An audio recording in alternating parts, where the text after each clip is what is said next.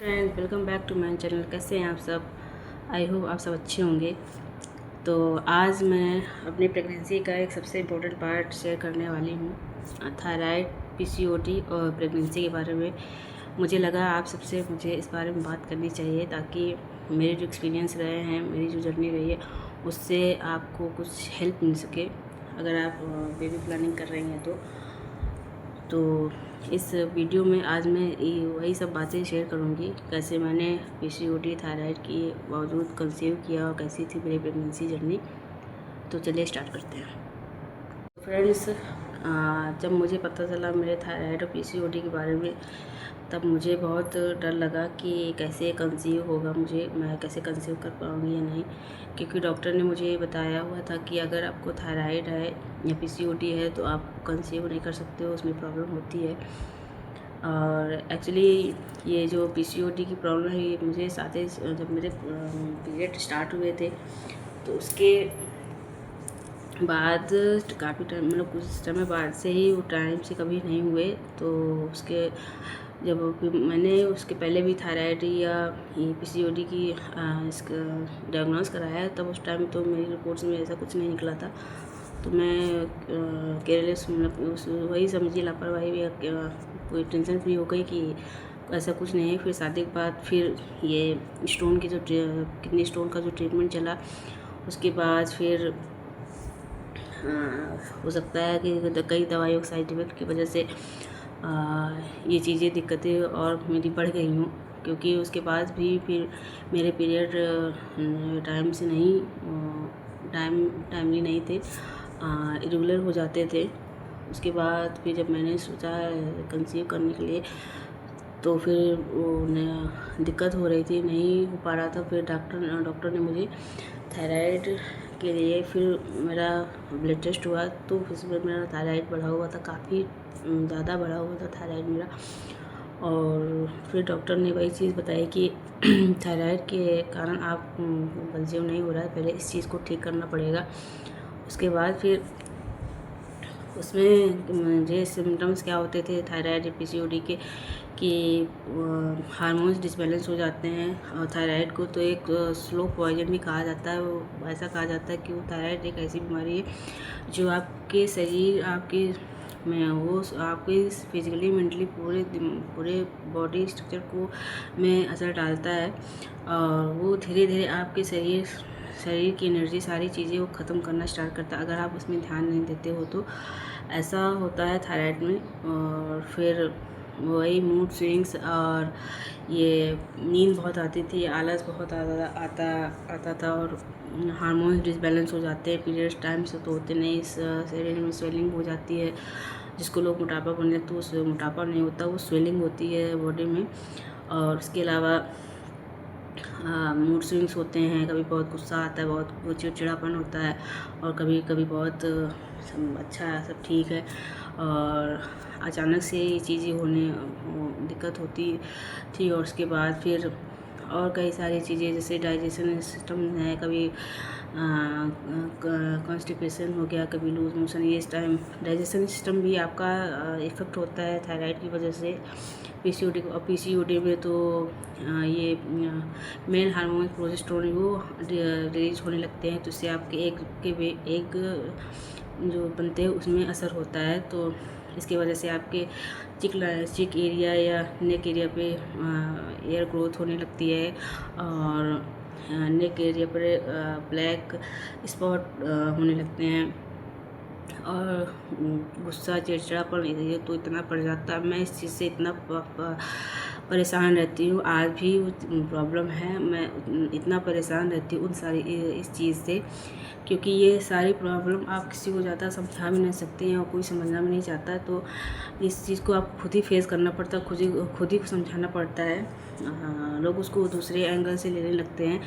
तो इस PCOD thyroid का सबसे ख़राब होने में जो फेस लगता है, वो यही लगता है, क्योंकि फिजिकली आप दवा खा के किसी तरह तो ठीक कर सकते हो, लेकिन ये जो मूड स्विंग्स है, गुस्सा, चिड़चिड़ापन, ये जो इरिटेशन होती है, ये आपको ना आप इसको कंट्रोल कर सकते हो, ना इसको आप एक्सप्रेस कर सकते हो, और ना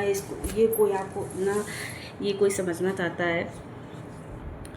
तो और ना आप समझा सकते हो। तो ये सबसे मुश्किल फेज़ लगता है मुझे ये दोनों का।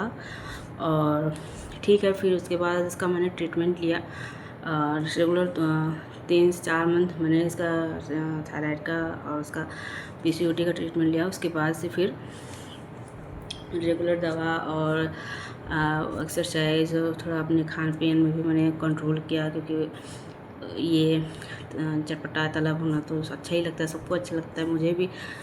इसमें थोड़ा मैंने कंट्रोल किया। उसके बाद से फिर चीज़ें ठीक हो गई। फिर मैंने फर्स्ट बेबी अपना फिर मैंने कंसीव किया। उसमें भी कई सारी प्रॉब्लम हुई। और ये थायराइड की मेरी कंटिन्यू थी। थायराइड की मेडिसिन मेरी दोनों प्रेगनेंसी में चली है। दोनों प्रेगनेंसी मैंने थायराइड की, क्योंकि सेकंड प्रेगनेंसी में तो थायराइड मेरा नहीं पड़ा हुआ था, लेकिन डॉक्टर ने एक प्री प्रिकॉशन के रूप में लिया कि ऐसा न हो कि बाद में बढ़ जाए। तो मेरे दोनों प्रेगनेंसी में थायराइड की मेरी ये मेडिसिन चली। और उसके बाद फिर प्रेगनेंसी में भी तो वही थकान, मूड स्विंग और वो वोमिटिंग वगैरह ये सारी चीज़ें तो थी। और उसको भी मैंने फेस किया। डॉक्टर की सलाह मानी, डॉक्टर ने मुझे जो समझाया उसको मैंने फॉलो किया। तो ऐसे मैंने अपनी प्रेगनेंसी को जो प्रेगनेंसी जर्नी को अपना स्मूथ किया, अपने अपने लाइफ रूटीन को थोड़ा चेंज करके। और उसके बाद फिर आज भी मुझे थायराइड तो नहीं है, पीसीओडी है। और इसका फिर मैंने होम्योपैथिक में भी ट्रीटमेंट कराया। तो जब मैं अपने डॉक्टर के पास गई, तब उन्होंने मुझे एक जो चीज़ समझाई जो मुझे काफ़ी उनकी ये बात मुझे प्रभावित किया कि एक जो लेडीज़ होती है, क्योंकि आप ये देखे होंगे कि हमारे भारत में या देश में, इस दुनिया में जो भी है 90% जो लेडीज़ हैं उनको यूट्रस की कोई ना कोई प्रॉब्लम होती है, चाहे पीसीओएस हो या पीसीओडी, थायराइड या फिर ये फाइब्राइड है, सिस्ट है, ये सर्वाइकल कैंसर, ये सब तो आप जानते हैं कि ब्रेस्ट कैंसर ये नॉर्मलाइज हो गया है आज के समय में। तो ये इसलिए होता है कि अगर आप टेंशन लेते हो, स्ट्रेस लेते हो, बहुत ज़्यादा आप कि स्ट्रेस लेते हो, टेंशन लेते हो, तो उसका इफ़ेक्ट आपके सीधे यूट्रस में पड़ता है। क्योंकि अगर आपने टेंशन लिया, स्ट्रेस लिया, तो हाँ आपके हार्मोन्स पक्का डिसबैलेंस हो गए, बिगड़ेंगे, तो उसका सीधा असर आपके पीरियड्स पे होगा, आपके यूट्रस पे होगा। अगर यूट्रस आपका ठीक नहीं है, हेल्दी नहीं है, तो उसका असर आपकी पूरी बॉडी में पड़ता है, आपके चेहरे में पड़ता है। तो उन्होंने मुझे ये चीज़ बताई कि अगर किसी लेडी का जितना यूट्रस स्वस्थ है, हेल्दी है, उसमें कोई दिक्कत नहीं, कोई प्रॉब्लम नहीं है, उतनी वो लेडी हेल्दी है, स्वस्थ है, उसका चेहरा उतना ही ज़्यादा ग्लो करेगा। तो उन्होंने कहा कि बेटा कोशिश करो कि ये टेंशन स्ट्रेस ना हो, इसको अवॉइड करो, खुश रहने की कोशिश करो। और ये सारी चीज़ें मुझे उन्होंने बताई, तो मुझे भी लगा शायद हो सकता है। फिर मैंने भी अपना मोबाइल में सर्च किया तो ये चीज़ें निकली। तो फिर मैंने थोड़ा उनको फॉलो किया, क्योंकि रेगुलरिटी में तो उसको फॉलो करना मुश्किल है, क्योंकि आजकल के इस टाइम में तो आपको स्ट्रेस ना हो ऐसा तो हो ही नहीं सकता, थोड़ा बहुत तो मतलब हो ही जाता है। और इसमें अप डाउन्स होते रहते हैं। पीसीओडी में मूड स्विंग्स है, नींद नहीं आती है, कभी कभी ऐसा होता है कि 2 दिन रात में आप सो नहीं पाते हो। तो अगर आपकी नींद भी नहीं पूरी हो रही है तो भी आपका पूरा सिस्टम बिगड़ जाता है, आप कुछ ढंग से कुछ अच्छे से कर नहीं पाते हो, तो ये भी चीज़ होती है। तो फिर उन्होंने बताया कि जैसे एक डायबिटिक का रूटीन होता है, वही आपको फॉलो करना है पीसीओडी में। जब तक आप वो रूटीन फॉलो कर रहे हो तभी तक आप पीसीओडी से ठीक हो पाओगे। अगर आपने उस रूटीन को बंद कर दिया या अनहेल्दी उसमें चले गए, तो फिर ये चीज़ें फिर वो पीसीओडी आपको परेशान करेगा, फिर उससे परेशान हो, क्योंकि इसका कोई कम्प्लीटली ट्रीटमेंट नहीं है कि एकदम से ठीक हो सकती है। इसका ऐसे ही है जैसे डायबिटीज़ का होता है, वैसे ही सेम है ये पीसीओडी में। तो जो रूटीन है आपको वो बना के रखना है। तो उसमें वही था कि टाइम से ब्रेकफास्ट, डिनर, लंच ये टाइम टू टाइम करना है। उसके अलावा आपको ज़्यादा कुछ खाना नहीं है, पानी ढेर सारा पीना। अगर आप एक्सरसाइज योगा नहीं कर सकते तो आप वॉक ही करो, क्योंकि 2 बच्चों के साथ योगा एक्सरसाइज पॉसिबल नहीं है। तो कोशिश करती वॉक करने की। और उसके अलावा फिर टाइम टू टाइम खाना। हाँ, लेकिन मैं कोशिश करती हूँ 8:30 साढ़े 8 बजे तक मैं अपना डिनर कर लूँ, उसके बाद कुछ नहीं खाऊँ। और कोशिश करती हूँ, तो अभी तक तो मतलब होता है, अभी भी टाइम टू टाइम कभी पीरियड मेरे टाइम रेगुलर हो जाते हैं। लेकिन हाँ, ये है कि पहले से अब काफ़ी थोड़ा ठीक है।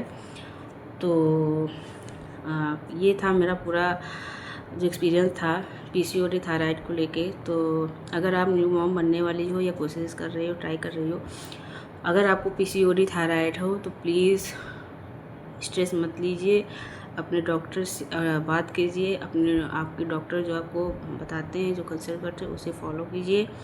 और आप ये कोई परफेक्ट नहीं है, सब में कोई ना कोई कमी है, ये मान के चलिए। तो खुश रहिए और अपने खुद का ध्यान रखिए, खुद से ध्यान रखिए। और यही कहना चाहूँगी लास्ट में। और अगर आपको ये वीडियो मेरा पसंद आया हो तो प्लीज़ लाइक कीजिएगा और मेरे चैनल को सब्सक्राइब कीजिएगा। और यदि आपके पास आपकी कोई बात हो, आप किसी चीज़ से परेशान हो, किसी से भी चीज़ से रिलेटेड, तो आप मुझे कमेंट बॉक्स में बता सकते हैं। मैं आपसे अपने जो एक्सपीरियंस है उसे ज़रूर शेयर करूँगी, तो ताकि आपको उससे कुछ हेल्प मिले। तो बने रहिए मेरे चैनल के साथ। Bye bye.